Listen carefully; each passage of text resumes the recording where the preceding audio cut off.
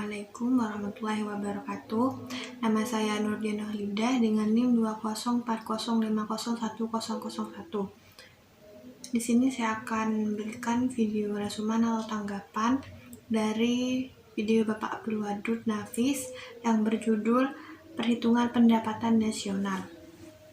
Baik, selanjutnya saya akan menjelaskan tentang pendapatan nasional. Pendapatan nasional adalah nilai total output akhir suatu negara dari semua barang dan jasa yang diproduksi dalam satu tahun. Artinya, negara akan menghitung apa barang yang akan diproduksi selama satu tahun dari barang atau jasa tersebut secara nasional. Seperti dihitung dari tanggal 16 Agustus 2019 sampai tanggal 16 Agustus 2020. Nah, itu namanya anggaran tahunan. Jadi yang dihitung itu produksinya. Selanjutnya, terdapat 6 konsep pendapatan nasional. Yang pertama, produk domestik bruto, GDP atau Gross Domestic Bruto, dengan rumus GDP sama dengan pendapatan masyarakat, DN ditambah pendapatan asing, LN. Yang kedua, produk nasional bruto, GNP atau Gross National Product, dengan rumus GNP sama dengan pendapatan WNI DN ditambah pendapatan WNI LN dikurangi pendapatan asing DN. Yang ketiga, produk nasional neto, NEP, dengan rumus ENP dikurangi GNP dikurangi D atau penyusutan barang modal. Yang keempat, pendapatan nasional neto, NNI atau Net National Income, dengan rumus NNI sama dengan NNP dikurangi pajak tidak langsung. Nah, bebannya dapat didedikkan kepada pihak lain atau sebagai hadiah. Contohnya itu seperti sebagai hadiah. Yang kelima, pendapatan perserorangan atau PI, Personal Income, dengan rumus BI sama dengan NNI dikurangi pajak perusahaan dikurangi iuran dikurangi laba ditahan kemudian ditambah transfer payment. Yang terakhir itu yang keenam, pendapatan yang siap dibelanjakan, BI atau Disposable Income. Selanjutnya, tentang manfaat perhitungan pendapatan nasional. Terdapat 3 manfaat. Yang pertama, mengetahui tingkat kemakmuran satu negara.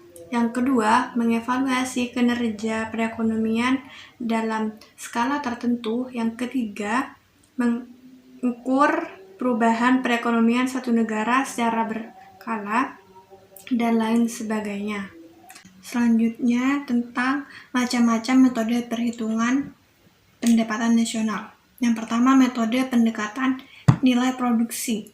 Artinya semua yang diproduksi itu dihitung maupun di pemerintah atau lainnya dalam waktu setahun.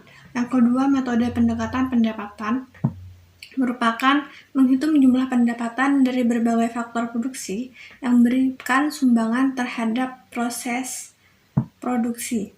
Yang ketiga, metode pendekatan pengeluaran merupakan berjumlahkan semua pengeluaran dari semua rumah tangga, perusahaan, pemerintah, masyarakat pada periode tertentu. Selanjutnya, tentang pendapatan nasional dalam perspektif ekonomi Islam, yaitu yang pertama, pendapatan nasional harus dapat mengukur penyebaran pendapatan individu RT. Yang kedua, pendapatan nasional harus dapat mengukur produksi di sektor pedesaan.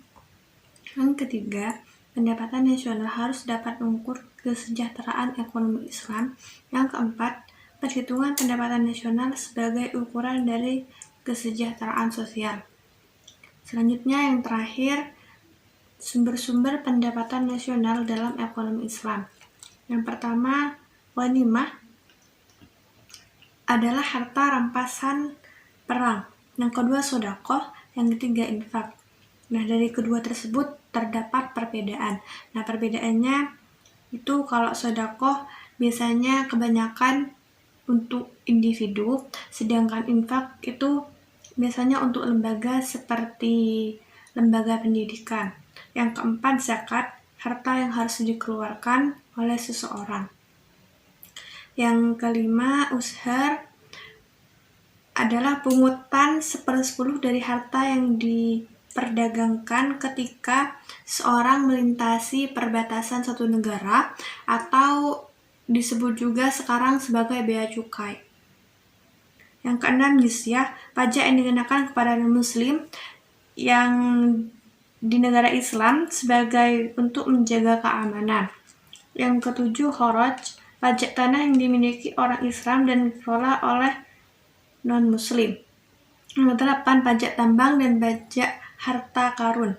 Yang 9, wakaf, merupakan harta yang diserahkan pada nazir untuk dikelola atau untuk kepentingan umum, bukan untuk kepentingan individu. Sekian video resumen atau tanggapan dari saya. Wassalamualaikum warahmatullahi wabarakatuh.